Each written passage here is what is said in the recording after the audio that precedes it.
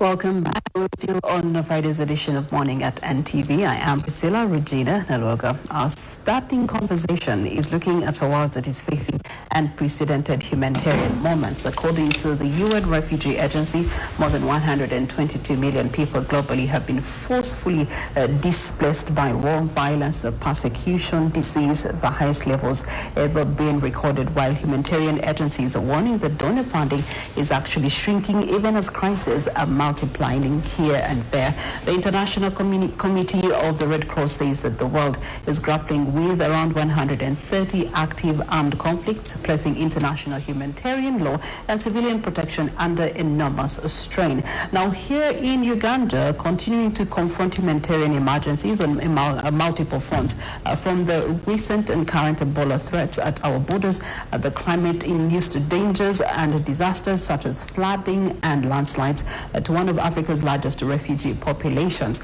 Uganda now hosting close to 2 million refugees, largely from South Sudan, and the Democratic Republic of Congo, even as aid agencies are warning of deepening resource shortages, a catastrophe that is already biting at us right now as we're dealing with Ebola. So this morning on our Tech Note, we're asking ourselves, what does humanitarian work look like in an era of conflict, in an era of the climate shocks, and also in a donor fatigue, and where we are having to deal with outbreaks such as Ebola? Is humanitarian action simply responding to disaster, or can it actually help build the resilience that we want to see in our communities and later on into our nation on a national level before tragedy can strike? Well, joining me for this conversation is Robert Kwesiga, who's the Secretary General, and this is for the Uganda Red Cross Society, overseeing humanitarian operations, and this is across the country through a network of more than 50 branches and thousands of volunteers that I'm sure are gloved up as of this morning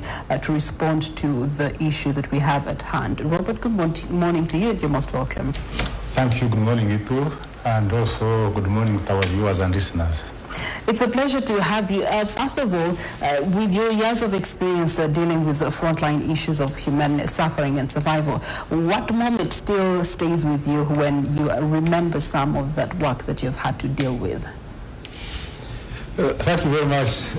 I would call it that it is when you put yourself in the situation of those who need humanitarian assistance, whether you are affected by any disaster, whether man-made, whether any other emergency, or whether you are caught in a war situation, I can go on and on. And so if you put your shoes in that situation, and you know that you are no longer in control of your destiny, even to be alive, you are not sure for how long, and then you know that the world out there can be the one to make you stay alive or keep you as a human being.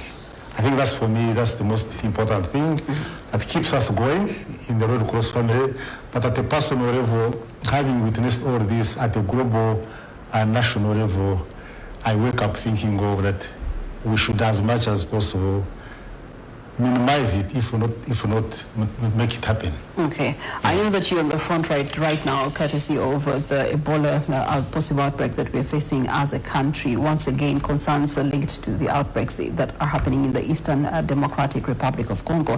What is Red Cross particularly doing right now at the border points between Uganda and Democratic Republic of Congo to strengthen prevention, to strengthen screening, to strengthen awareness, even emergency response? Thank you. As we say, it never stops. So when you think amidst the kind of funding situation that is globally affecting humanitarian work, that maybe we can slow down with the kind of emergencies or disasters that happen, then it keeps growing. And before I answer your question, so if you look at the global world, some of my colleagues call it that the world is now mad.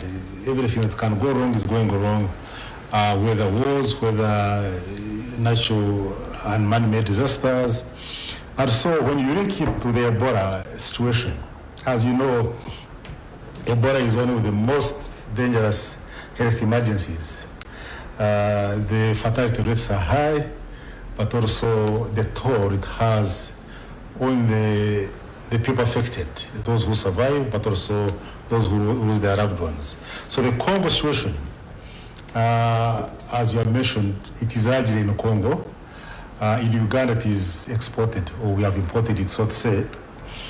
So far, like the Minister of Health was mentioning and has been communicating, it hasn't reached a level where we have people who have lost lives. We have only lost one who was a Congolese, or we have also reached a situation whereby there are so many infections that have been detected. However, that does not make us rest, because it can easily go out of hand. But Uganda, we have the expertise. But this is the 9th outbreak in the country.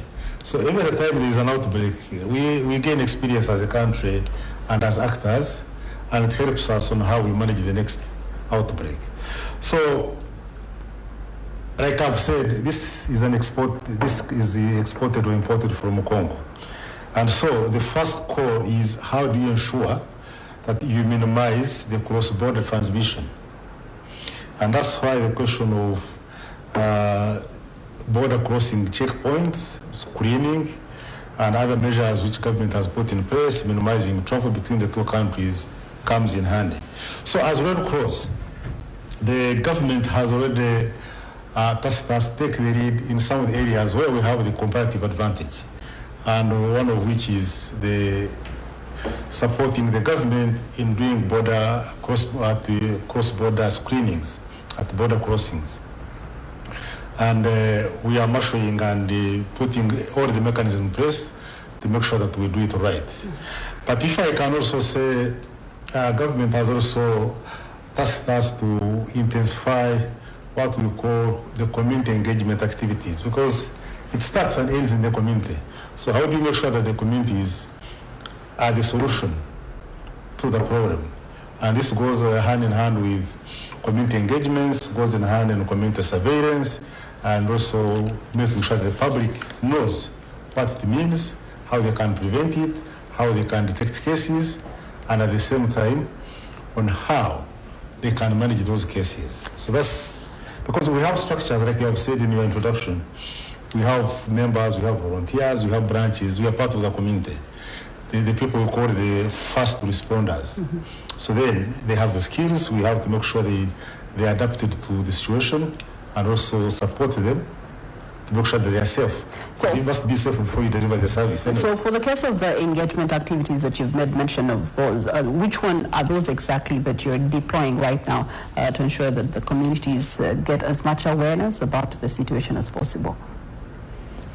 Now, this is around use all means of communication, I would say.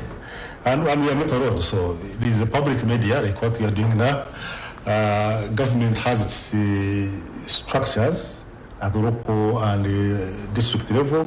So those structures are part of disseminating this. Now for the Red Cross, we want to come as community engagement because in the community, together with the other government structures of village health teams. So the question is around what works in a community. Is it one-to-one? Is it using the local radios? Is it using other public forums? They can be churches, they can be now schools about start. So how do you ensure that all the mediums to communication are activated and used? But allow me also to say this, that beyond that, government has made us redirect our ambulance services. You know, we run a big ambulance service in the country, and we are now redirecting them to be there, either to evacuate those who are suspects, but also those who acquire the disease or the virus as it is. So then again, the question of ambulance service support. Now, the other aspect of it, as you know, people who die of Ebola, God forbid, we don't expect anybody to die, but people who die of Ebola, their bodies are infectious. And so you don't allow the community or the family members to do the normal burial as we do in our culture and our communities. So we call it a dignified, safe burial, where the Red Cross takes charge of managing the bodies and burying them in a safe and dignified manner. And so we have what we call the burial teams, the safe and dignified burial teams, which we train. Now we're activating them and we are training more, because this is a program that extends from Chisoro up to Koboko, over 1,000 kilometers, I think involving over 10 plus districts. So it is a bit heavy. And so all this has been put in place to make sure that on one hand, and other measures which other actors are doing, Ministry of Health and others, on one hand, if any case comes up, we manage it, but with hindsight of making sure that this Ebola outbreak is contained without creating a big health situation in the country. So through some of the communications you're passing out to the communities, I'm sure there's the surveillance element of it. What are some of those that can be adopted, not just to the people bordering Uganda to the Democratic Republic of Congo, but even us elsewhere, to have vigilance at the core of this fight? There are those, the don'ts and do's, which everybody must be aware of and must practice. So if you are talking of avoiding direct contact, that's why now they say stop shaking hands, wash your hands, ensure that you are sanitized, use sanitizers, ensure that you minimize body contacts and body fluids. So but you see, the basics are simple.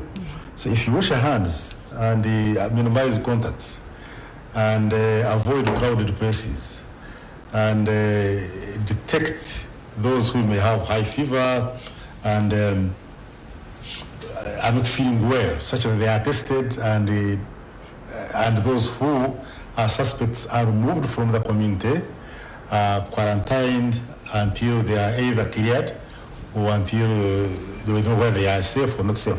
So those basics, and we have done them several times. And to an extent, they even resemble the ones of when we had the coronavirus, by and large.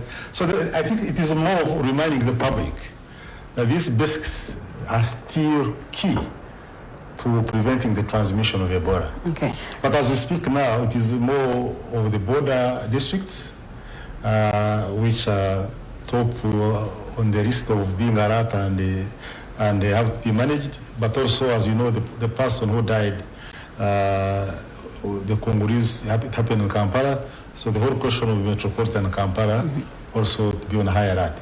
That does not minimize other parts of the country to know and practice those basics of preventing the spread. Okay.